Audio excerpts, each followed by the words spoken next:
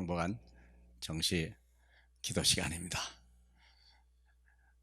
우리가 신령한 제사를 드릴 거룩한 제사장으로 우리를 불렀습니다.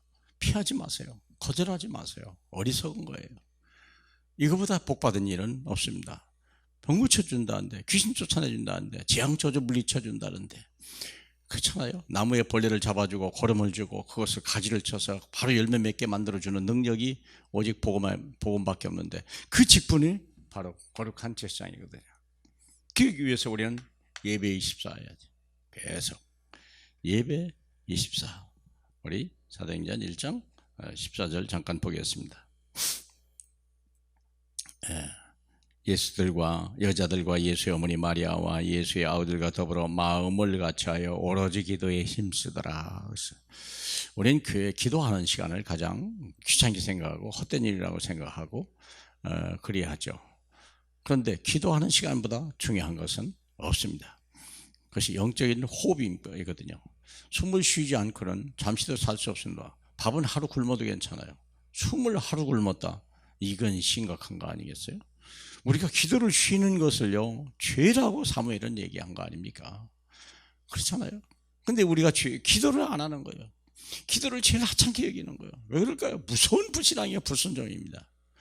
항상 하나님과 소통해야 돼요. 아기는 엄마하고 늘 소통해요. 저들 먹고 뭐하고 그냥 엄마 품을 떠나기, 엄마 눈에 안 보이면 불안한 거예요. 엄마 음성이라도 들어야 되는 거잖아요. 엄마 멀리서 발견치라도 바라봐야 되거든요. 평안한 거 아닙니까? 우리도 마찬가지예요. 왜 아이가 불안할까요? 세상이 험하다는 걸 알기 때문에, 자기가 약하다는 걸 알기 때문에 그런 거잖아. 그러면 우리는 이 세상에, 우리가 세상이 험하고 우리가 약할 때 그리스도를 바라봐야 되거죠.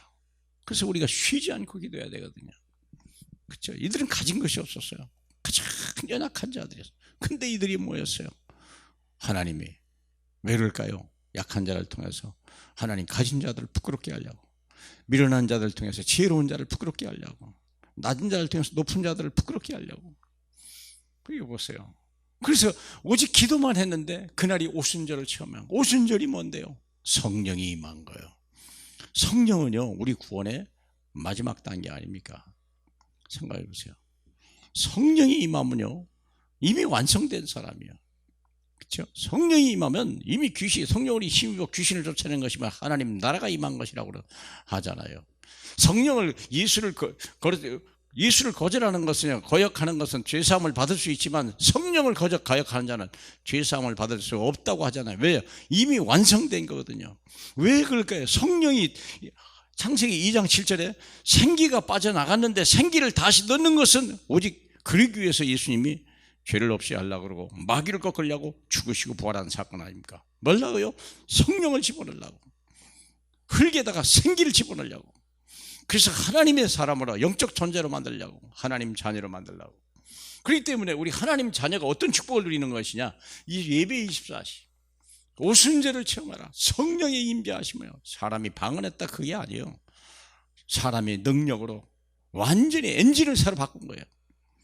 겉은 좀 별로였는데 엔진을 바꿨다, 이러면 그냥 어마어마한 거 아닙니까? 차는 멀쩡한데 앞에서 엔진이 골골거리고 현창이, 그러면 차가 아니지. 뭐 10카에 10km, 하루에 1시간에 10km, 20km 가는 건 차도 아니잖아요. 구름하지.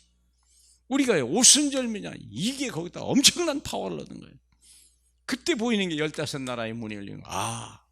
모든 사람이 이 복음의 능력을 체험해야 되겠구나. 15나라의 문이 열리는 거예요.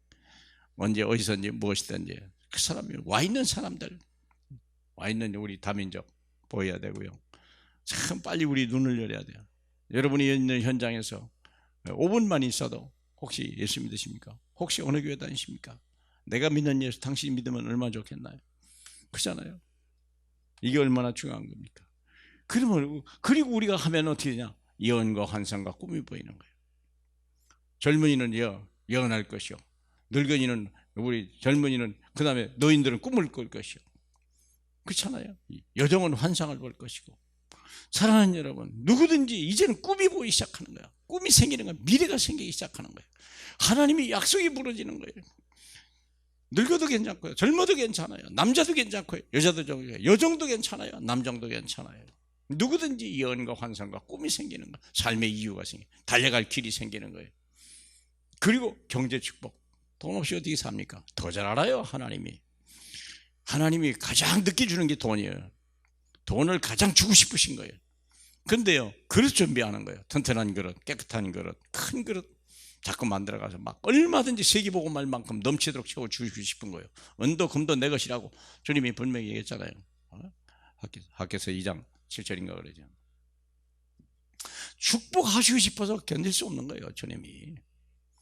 그리고 하니까 이 사람들이 날마다 구원받는 사람이 되는데 집에서나 교회에서나 항상 예수가 그리더라 말하기를 쉬지 않았더라 그랬다고 하니까 우리가요 예수 한 번으로 충분하다는 거예요. 예수를 잃어버리면 모든 걸 잃어버리고 다 잃어버리되 뭐 예수를 잡으면요 모든 걸 얻는 거예요. 그렇지 않습니까?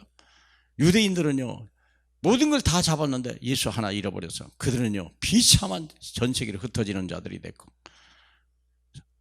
그 다음에 스데반의 환란을 흩어진 모든 사람들이요 오직 예수 하나만 붙들고 다 뺏겼는데 예수만 붙들고 갔는데 안디옥에 하나님의 엄청난 응답과 막 축복이 넘치는 흉년이 들었는데요 예루살렘이 흉년이 되는데 안디옥은 하나님이 넘치는 응답을 주신 거예요. 사랑하는 여러분, 이게 오늘날 교회입니다. 세상이 어렵다고요? 어려운 건 교회 책임이에요. 교인들이 우리가 두려워할 필요 없어요. 그걸 살리라고 보낸 거 아니겠습니까? 그 어려운 세상 위기 가운데 있는 나라를 살리라고 복음과 있는 하나님, 그게 중직자 아닙니까? 안 그랬어요? 미래를 위해서 준비된 그 렘넌트고 지금 이 시대의 중직자들이 언제 어디 가든지 내가 믿는 예수 너희도 믿어봐라 그렇잖아요.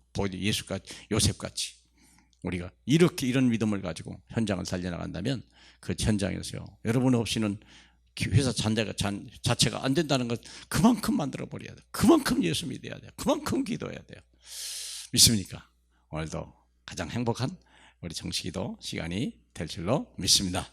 할렐루야. 영광을 받기 합당하신 우리 주님이요 우리를 리얼 크리스찬으로 만들어 주시오. 성령이 충만한 사람, 늘 쉬지 않고 기도하는 사람, 그래서 생명을 사랑하고 이 땅에 하나님 나라 재앙과 저주를 막아내는 유일한 사람, 하나님 바로 꼭 필요한 사람, 빛과 소금 같은 사람 될 수 있도록 복 주시옵소서. 예수님 이름으로 기도합니다.